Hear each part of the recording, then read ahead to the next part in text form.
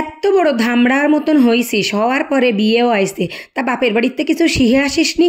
পাঁচকান মাছ বাজতে দিছি, দুকন তো পুরা একেবারে কাঁকড়া পুরা বানাই ফেলাইছিস, কয়লার মতো বানাইছি রে, কি গিলা যাবে নে?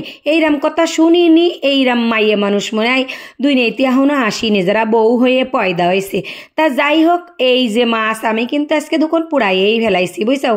এ যদি আমার শাউরি মা থাকতো তাহলে কি আমারে কমে ছাড়িয়ে দিত?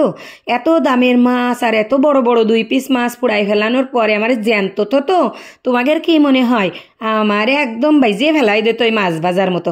তা 5 কান মাছ, তা আমরা মানুষ হলো 3জন মানুষ, তা ভাবিলাম দুকন থুয়ে দিই, তা থুলাম না। আল্লাহ এক ব্যবস্থা না এক ব্যবস্থা করে এই দেশে, ভাবিলাম থুয়ে দিই, তা আবার কি মনে করে বাইজিয়ে ফেলাই দিলাম। তা সেই দুখন এক্সট্রা দুখন পুড়িয়ে গেছে, আমি আবার ছাড়িয়ে দিয়া বান্দানা, বুঝছাও, পুড়িয়ে আবার যাবা কনে। এত দামের মাছ, তা আবারই 2 পিস, এত বড় বড় 2 পিস মাছ আমি ফেলাই দেবো? জীবনেও দেবো না। আমি আবার অপচয় করি না, আমারও তো অপচয় করা পছন্দ না।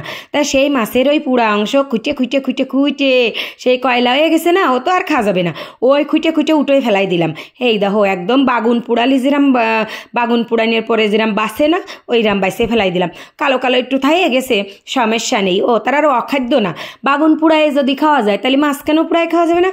আর আমি তো চুলোয় পুড়াচ্ছি না, আমি তো তেলে ভাজ দিছি, তেলে আমার বেখেয়ালিতে পুড়িয়ে গেছে। ওরে বাপুরে, এ নিয়ে যদি এইরাম যদি শহুর বাড়ি এরাম মাছ কোনো মাইয়ে মানুষের পুড়িয়ে যায়, তার শাউরি দিয়ে, ননদ দিয়ে, বাসুর দিয়ে, যা এলি দিয়ে হয়তো তার বাতি বন্ধ রে দেয়, খাওয়া বন্ধ রে দেয়। কিন্তু আল্লাহর কি রহমত, আমার ঘরে আর কেউ নেই, আমরা মাত্র 2.5জন মানুষ, বিটা বিটি, আর আমার একটা অর্ধেক সোয়াল আছে, মানে সোয়াল তখনও বড় হয়নি, বড় হলি না পুরো হবে, তা ও অত ছোট রয়েছে, তাইতে বলে অর্ধেক কইছি, বুঝছাও, তোমরা আবার মাইন্ড করে না। তার যাই হোক, আমরা 3জনই তো খাবো, তা মাছকে আমি ফেলাই দেবো? এত দামের মাছ, আমি আবার মিশেবি লোক, বুঝছাও। ওই জন্যই আমি ওই মাছ কোনোভাবে ফেলাই দিচ্ছি না। এই যে 2 পিএস কেটে নিয়ে আইসি বড় দেহে, কাঁচা পিএস দিলে আবার ভালো ঠেয়ে মনে হয়, আমি জানি নে, আমি মাছ হেরা মেরে বত্তা কোনোদিন করিনি, আজকের একটা এক্সপেরিমেন্ট হয়েই গেল, মানে মাছ তো পুড়িয়ে গেল, এখানে কি আর তো ফেলাবো না।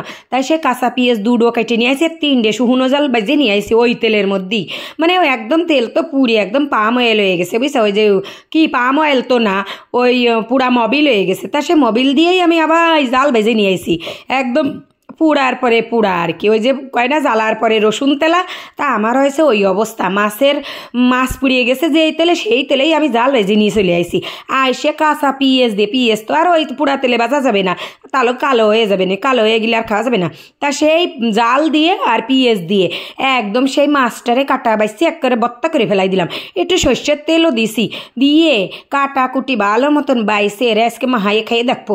মাছ তুমি নষ্ট হয়ে যাবা তাই ভাবিলে কোনো উপায় নেই, আমি তোমার নষ্ট হতে দেবই না। মাথার মধ্যে যতক্ষণ গিলু আছে আর সজ্ঞান আছে, ততক্ষণ তো কোনোভাবেই এই মাছ নষ্ট হতে দেওয়া যাবে না। হেভি লাগলো, একটু নুনি চেহে দেখলাম যে নুন মুন ঠিক হয়েছে কিনা, তাদের ফাইন লাগেছে। এর মধ্যে যদি একটু ধনে পাতা দেওয়া যেত তাহলে মনে আরও ভালো লাগতো। এইরকম মাছ ভর্তা আমি আগে কোনো সময় খাইনি, এমনি টাহি মাছ পোড়া মোড়া ওই সব খাইছি, কিন্তু এই যে হঠাৎ করে রুই মাছ বাজতে যাইয়ে পুড়িয়ে যাইয়ে যে ভর্তা, এই ভর্তা কোনোদিনও খাইনি। এই আসছে সেই মাছের চেহারা পুড়িয়ে যাইয়ের পরে ওই যে মজা করে খাইয়ে নিলাম, একটু ফুটাও ফেলাইনি, পুরা ওই কয়লা টুক ছাড়া।